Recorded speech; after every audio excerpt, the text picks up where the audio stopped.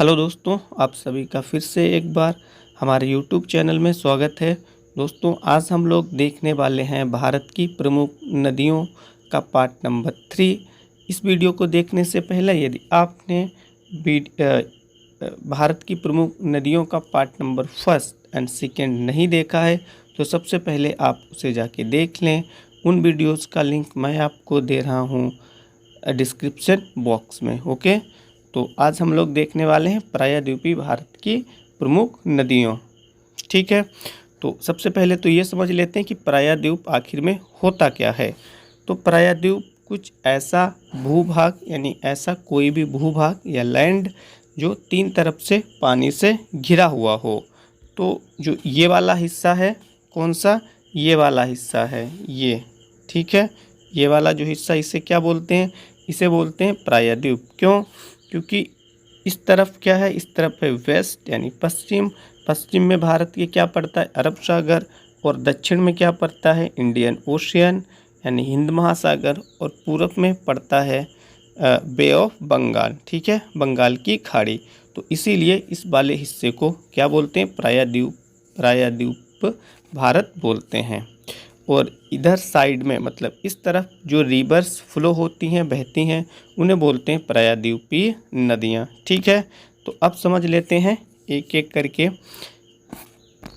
दोस्तों, सबसे पहले यहाँ पे आप लोग देख सकते हैं, ये है महानदी और कुछ इस प्रकार से है। कौन, ये है।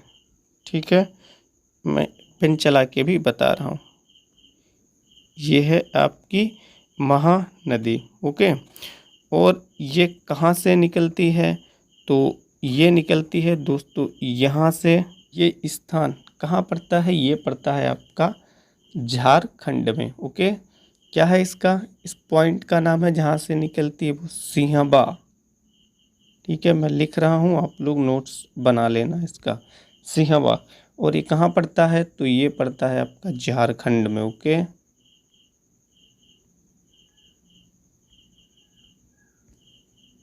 कहाँ पड़ता है, झारखंड में। ठीक है, कहाँ से निकलती है, सिंहबा से। और ये कहाँ पड़ता है, किस स्टेट में, तो ये पड़ता है झारखंड में। यहाँ से निकलकर ये छत्तीसगढ़ होते हुए और आगे उड़ीसा होते हुए फिर बे ऑफ बंगाल में गिर जाती है। तो ये किस तरफ बहने वाली नदी है, ये पूरब की तरफ बहने वाली नदी है जो कि बंगाल की खाड़ी में जाके गिर जाती है।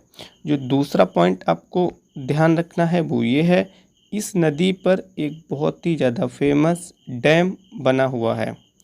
और उस डैम का नाम है, क्या नाम है, उस डैम का नाम है हीराकुंड बांध। यहाँ पे मैं लिख रहा हूँ कि हीरा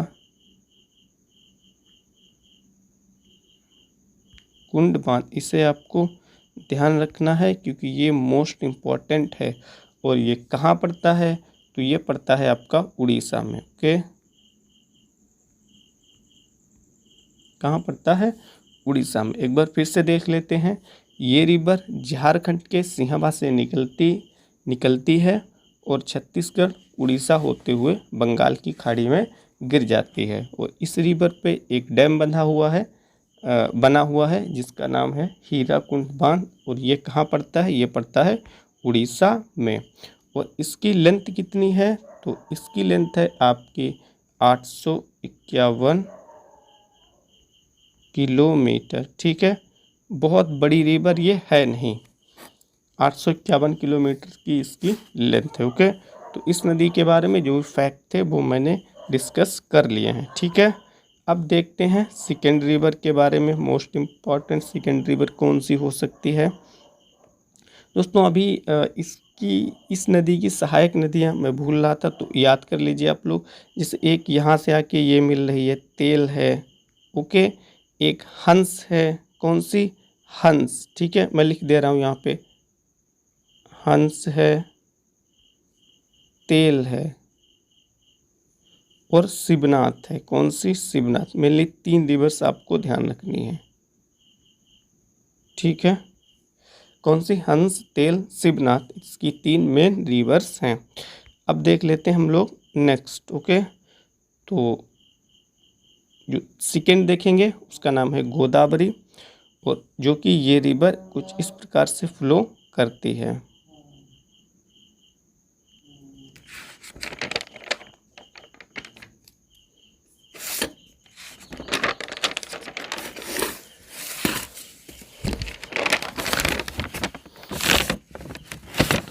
ठीक है, और ये जिस स्थान से निकलती है यहाँ से वो पड़ता है आपका महाराष्ट्र में। उस स्थान का नाम है त्र्यंबकेश्वर। क्या नाम है? त्र्यंबकेश्वर। भाई यहाँ पे लिख रहा हूँ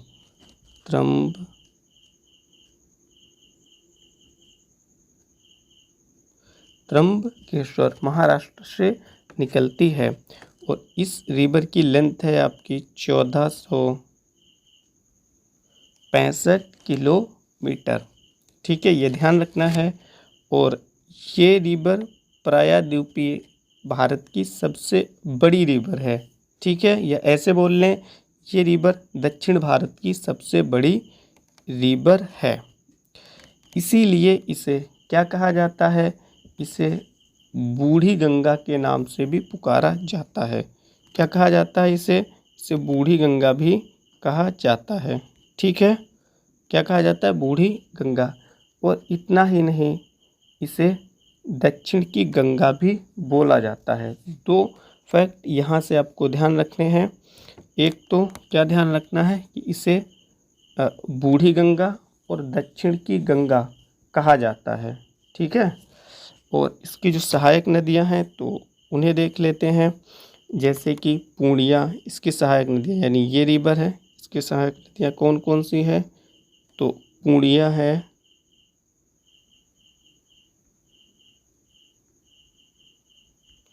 पूर्णिया हो गई आपकी, बेनगंगा है। ठीक है, मैं शॉर्ट में लिख रहा हूँ बेनगंगा, पेनगंगा है, गंगा वाली जो रिवर्स हैं, सहायक नदियाँ हैं इसकी, उन्हें ज़रूर ध्यान रखेंगे क्योंकि उनमें कन्फ्यूजन हो सकता है। सबरी है, उसके बाद में मैं लिखूँगा नहीं क्योंकि स्क्रीन जो है वो फुल हो चुकी है, ऐसे ही बोलूँगा। ठीक है, लिख लेना है आप लोगों को। इंद्रावती है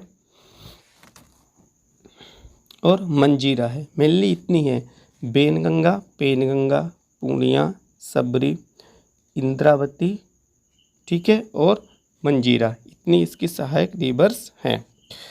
तीसरा फैक्ट क्या ध्यान रखना है?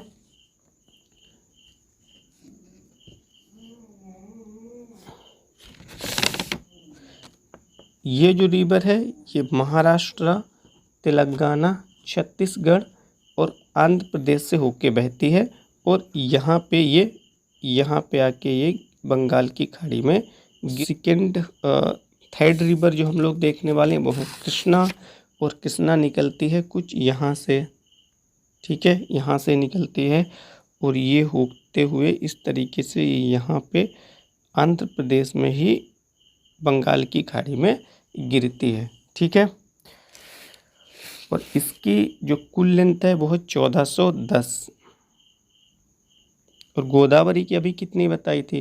तो वो बताई थी 1465। कहीं कहीं पे आपको 64 भी लिखा हुआ मिल सकता है। ठीक है, तो उसमें कंफ्यूज नहीं होना है। 1410 किलोमीटर कृष्णा रिवर की लेंथ है। और ये कहाँ से निकलती है? तो ये भी महानदी से ही निकलती है।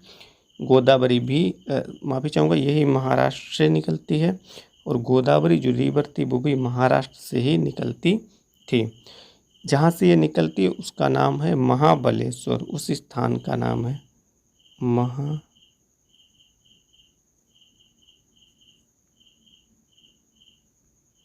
ठीक है, क्या नाम है? महाबलेश्वर। और कहाँ पड़ता है? तो ये महाराष्ट्र में पड़ता है। ओके, तो ये भी आपको साथ में ध्यान रखना है। ये कहाँ कहाँ से होके गुजरती है? तो महाराष्ट्र, कर्नाटक, तेलंगाना और आंध्र प्रदेश से ये होकर गुजरती है। लास्ट में ये आंध्र प्रदेश से निकलते हुए और कहाँ मिल जाती है? बे ऑफ बंगाल में गिर जाती है, यानी मिल जाती है।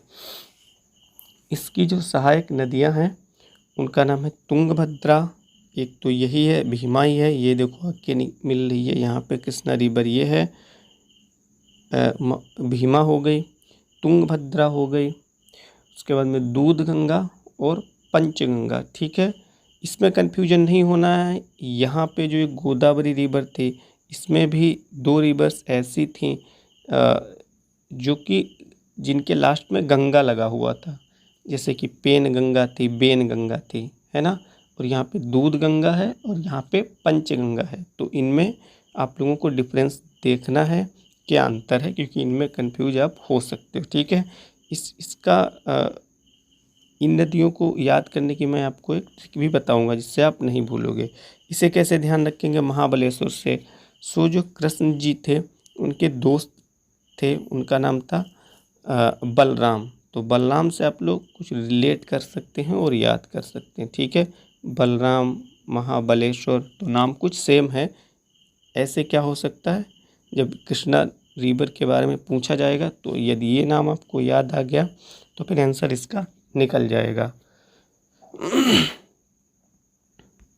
ठीक है, अब देख लेते हैं कि और इसके बारे में क्या फैक्ट्स बन सकते हैं। तो कृष्णा रिवर के ऊपर एक प्रसिद्ध डैम बना हुआ है जिसका नाम है, ये रिवर है कृष्णा, यहाँ पे आंध्र प्रदेश में, तो उसका नाम है श्री नागार्जुन बांध। ठीक है, क्या नाम है, श्री सैलम नागार्जुन बांध।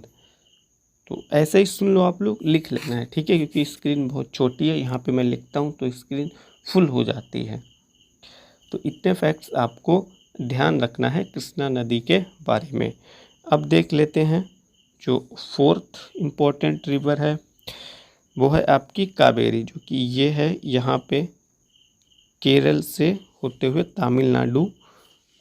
तमिलनाडु से होते हुए, और ये भी बंगाल की खाड़ी में, या बोलने फिर पाक की खाड़ी में आके गिरती है। ठीक है भाई, बंगाल की खाड़ी ये इधर है यहाँ पे, और यहाँ पे तो ये पाक की खाड़ी पड़ती है।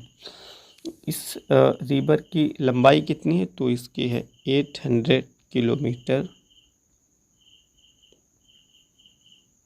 ठीक है, और इसकी जो सहायक नदियां हैं कावेरी की, वो हैं अमरावती और हेमावती।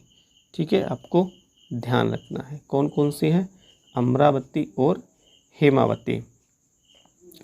फ्रेंड्स, इसे दक्षिण भारत की गंगा कहते हैं। ठीक है, क्या कहते हैं, दक्षिण भारत की गंगा। और जो गोदावरी थी उसे क्या कहते थे, यहाँ पे डिफरेंस आपको समझना है, नहीं तो आप फिर कंफ्यूज हो सकते हो।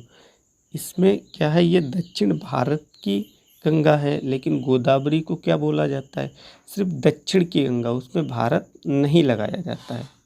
ठीक है, तो ये डिफरेंस आप ध्यान रखें। इस कावेरी रिवर के ऊपर एक बांध भी, माफ़ी चाहूँगा, वाटरफॉल है जिसका नाम है शिव समुद्रम वाटरफॉल। से भी आपको ध्यान रखना है। ओके, और ये कहाँ से निकलती है, तो ये कर्नाटक से निकलती है। यहाँ क्योंकि ये हिस्सा ये कर्नाटक का लिखा हुआ है, तो यहाँ पे ये हिस्सा कर्नाटक का है। और इस जगह का नाम है ब्रह्मगिरी पहाड़ियाँ। ठीक है, ब्रह्मगिरी पहाड़ी से ये निकलती है। ओके, और कुछ और रिवर्स देख लेते हैं जो बे ऑफ बंगाल की तरफ जाती हैं और उसमें गिर जाती हैं। सिर्फ उनके नाम ध्यान रखना है, क्योंकि कभी कभी इतना ही क्वेश्चन आ जाता है कि इनमें से कौन सी नदियाँ बंगाल की खाड़ी में गिरती हैं। तो एक बार हम लोग रिवाइज कर लेते हैं। ठीक है, तो यहाँ पे देखना, एक स्वर्ण रेखा है ये, जो कि झारखंड से निकलकर और उड़ीसा होते हुए यहाँ पे बे ऑफ बंगाल में गिर जाती है। ये वाली जो रिवर है, इसे भी ध्यान रखना है, स्वर्ण रेखा को। ठीक है, और उसके बाद में महानदी को आपको ध्यान रखना है। उसके बाद में आपको ध्यान रखना है वो है गोदावरी। यहाँ पे कौन सी है, ये है गोदावरी यहाँ पे। और फिर कृष्णा है, पेन्नार भी, सिर्फ पेन्नार के बारे में बहुत ज़्यादा मत याद रखिए, सिर्फ इतना याद रखिए कि बंगाल की खाड़ी में जाके गिरती है। फिर पलार है और फिर कावेरी है। अब इतनी रिवर्स को ध्यान रखें, ये बंगाल की खाड़ी में गिरती हैं। अब देख लेते हैं जो नदियाँ अरब सागर में गिरती हैं या फिर प्रायद्वीपीय ऐसी नदियाँ जो पश्चिम की ओर बहती हैं। ठीक है, उन्हें अब देख लेते हैं एक एक करके। इसे देखेंगे, ये जो रिवर है ये नर्मदा है और ये निकलती है आपकी एमपी से। कहाँ से निकलती है? एमपी यानी मध्य प्रदेश से। और जिस स्थान से निकलती है उसे बोलते हैं अमरकंटक। क्या बोलते हैं? अमरकंटक। ठीक है, क्या बोलते हैं? अमरकंटक। एमपी में ये पड़ता है। और अमरकंटक है किसका भाग? ठीक है, यहाँ पे ये अमरकंटक पड़ता है। और इसकी लेंथ कितनी है? तो इसकी लेंथ है 1312 किलोमीटर।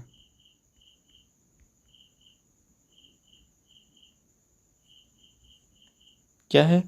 1312 किलोमीटर। और ये रिवर प्रायद्वीपीय भारत की पश्चिम की ओर प्रवाहित होने वाली सबसे बड़ी नदी है।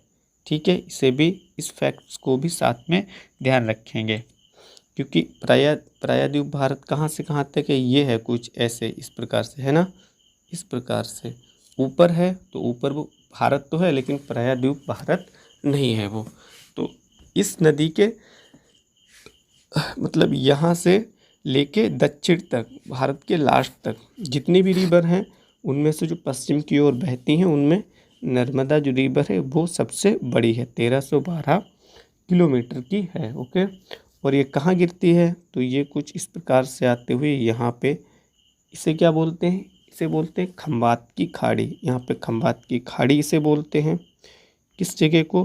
तो इस जगह को खंबात की खाड़ी बोलते हैं, इस जगह को।